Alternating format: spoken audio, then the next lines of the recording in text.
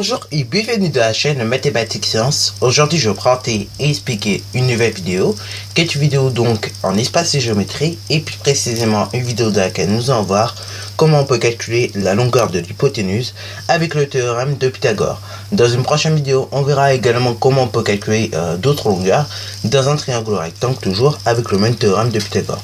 Alors donc là, déjà ici on voudrait calculer la longueur AC dans ce triangle rectangle. Donc la longueur AC, déjà c'est l'hypoténuse du triangle rectangle. Donc là, déjà, si tu as une idée de comment on pourrait calculer cette longueur, je te laisse mettre la vidéo en pause et après donc nous allons mettre en commun la démarche par pas. Donc du coup, c'est parti mon kiki, correction. Alors donc là, un truc qu'il faut savoir quand même, c'est que le théorème de Pythagore, même si c'est enseigné au niveau de 4e et réexpliqué à nouveau au niveau de 3e, notamment quand on fait le chapitre sur la géométrie d'un espace en 3e, et justement, le théorème de Pythagore, c'est un théorème très important parce que souvent vous le retrouvez dans les copies de brevet. Allez-y, donc vous pourrez regarder même le brevet qui s'est passé il y a cette année-là, en 2018. Vous allez voir, vous allez encore trouver du théorème de Pythagore.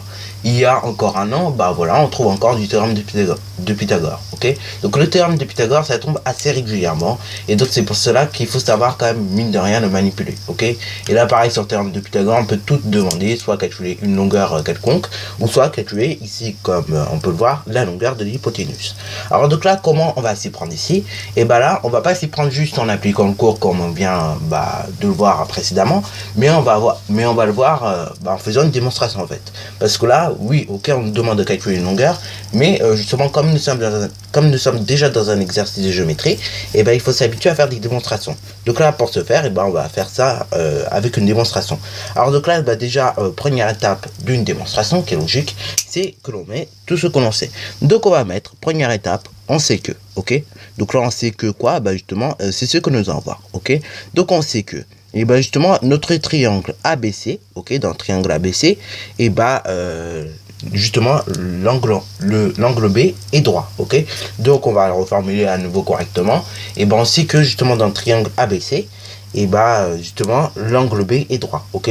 Donc en gros, le triangle est tout simplement un rectangle en B. Voilà, donc ça, c'est une première des choses qu'on sait, c'est que le triangle ABC est rectangle en B, ok. Donc là, pareil pour un exercice, pour un élève de 4e qui voit pas ta copie, il sait que en fait, il aura juste à représenter un triangle, mais qui est rectangle en B, ok. Donc déjà, il sait que on va parler de triangle rectangle. Ensuite, deuxième étape, qu'est-ce qu'on sait? On sait en plus que dans ce triangle rectangle en B, nous avons la longueur AB qui est égale à 3,5 cm et la longueur BC qui est égale à 5,7 cm. Donc là, c'est parfaitement kiki pour noter. Et voilà. Donc là, du coup, voilà tout ce que l'on sait sur ce triangle rectangle. Maintenant, du coup, deuxième étape, on va tout simplement mettre le théorème de Pythagore, ok. Donc là, deuxième étape, du coup, or, d'après le théorème de Pythagore, l'hypoténuse au carré est égale à la somme des carrés des deux autres côtés. Donc ça, c'est la deuxième étape. On cite le théorème, la propriété ou bien la définition, qui va nous aider à démontrer ou à chercher, en tout cas, à prouver ce que l'on veut prouver, ok. Donc voilà, deuxième étape, d'après le théorème de Pythagore, l'hypoténuse au carré, ou bien le carré de l'hypoténuse, est égal à la somme des carrés des deux autres côtés. Ce qui veut dire donc que dans le triangle ci-dessous, on a la longueur AC au carré qui est égale à AB au carré plus BC au carré. Donc on peut noter soit, et voilà. Donc ça veut dire ça en gros pour notre triangle rectangle. AC au carré est égal à AB au carré plus BC au carré, ok. Donc voilà. Maintenant, l'avant-dernière étape, si tu veux, parce que en réalité, le or il est un petit peu plus long que d'habitude, puisque on va pas tout de suite conclure, puisque tu vois bien qu'on n'a pas encore trouvé notre longueur. Donc là, pour conclure, il faut vraiment avoir trouvé notre longueur et qu'on soit vraiment arrivé au but. Donc là, soit AC au carré qui est égal à AB au carré. Donc AB il mesure combien? Il mesure 3,5 cm. Donc du coup, AB au carré c'est 3,5 au carré. Plus BC au carré c'est 5,7 au carré, ok, puisque BC fait 5,7, nous on veut le carré de BC, on fait 5,7 au carré. Donc là, du coup, cette somme là nous donnera la longueur AC au carré, ok. Et ensuite, du coup, une fois que nous avons effectué cette somme là, donc 3,5 au carré plus 5,7 au carré, Et bah du coup, quand on effectue cette somme-là, donc 3,5 au carré plus 5,7 au carré, on obtient que AC au carré est égal à 44,74 cm. Ok. Donc là, et bah justement, ça, bah, c'est quand et bah, on veut AC au carré. Mais nous, on veut la longueur AC. Donc c'est-à-dire bah AC quoi. Combien mesure cette longueur là? Parce que si tu mesures cette longueur là, parce que bon la figure a été représentée à l'échelle, ok, donc là si tu refais la figure, donc un triangle rectangle de 3,5 cm avec 5,7 cm, tu vas t'apercevoir que AC ne mesure pas et bah 44,74, ok, c'est bien AC au carré. Donc du coup, et bah là, c'est comme bah, par exemple bah, pour les opérations, bah, l'inverse par exemple de la multiplication, c'est la division. Et bah là, pareil, l'inverse du carré, c'est la racine carrée. Alors là, un petit truc avant que bah, je vous présente et bah, la touche racine carrée sur la calculatrice, j'aimerais déjà vous présenter la touche, comment on fait un carré avec la calculatrice. Parce que ça, c'est très important bah, justement de savoir faire ça, puisque bah, vous n'allez pas vous pointer par exemple le jour du brevet en ne sachant pas faire et bah, la touche au carré. Donc là, bah, par exemple, si on veut 3,5 au carré, admettons. Donc là, on va taper comme d'habitude 3,5, ça n'a rien changé. En revanche, si tu veux au carré, qu'est-ce que tu vas faire? Tu vas tout simplement cliquer sur x exposant 2, ok? Et ainsi, donc, tu auras 3,5 au carré.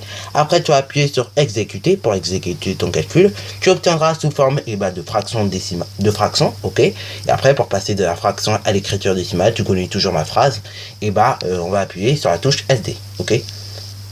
Alors là, attention, si vous faites un mauvaise manip, comme moi j'ai fait, j'ai appuyé donc sur REP, et tout simplement, vous revenez au départ, et donc là, vous avez votre fraction qui se raffiche à nouveau, ok? Donc là, attention, si vous appuyez sur REP au lieu d'appuyer sur la bonne touche, c'est pas grave, mais juste après, pensez à appuyer sur exécuter comme j'ai fait, et donc on va appuyer sur la bonne touche SD afin de passer de l'écriture décimale, de l'écriture fractionnaire à l'écriture décimale. Et donc là, ça fait 12,25, 3,5 au carré. Puisque 3,5 au carré, c'est la même chose que 3,5 multiplié par 3,5. Alors là, du coup, vous me direz, mais ça sert à quoi de noter au carré? C'est juste plus rapide, ok? Alors là, maintenant, du coup, je voudrais vous montrer une deuxième chose, c'est la touche racine carrée. Comment on fait une racine carrée sur calculatrice? Là, généralement, la racine carrée sur la calculatrice, c'est une touche qui est en seconde, ok? C'est une fonction seconde. Donc là, bon, moi, sur la mienne, du coup, faut faire seconde. Et après, du coup, faut appuyer directement sur x exposant 2. Et du coup, si vous appuyez sur x exposant 2, vous apercevez qu'en haut, il y a un petit signe racine carrée. Donc là, c'est pour ça que j'appuie sur x exposant 2, du coup. Et après, du coup, je tape la racine carrée de ce que je veux. Là, je veux la racine carrée de 44,74. Donc, je tape 44,74.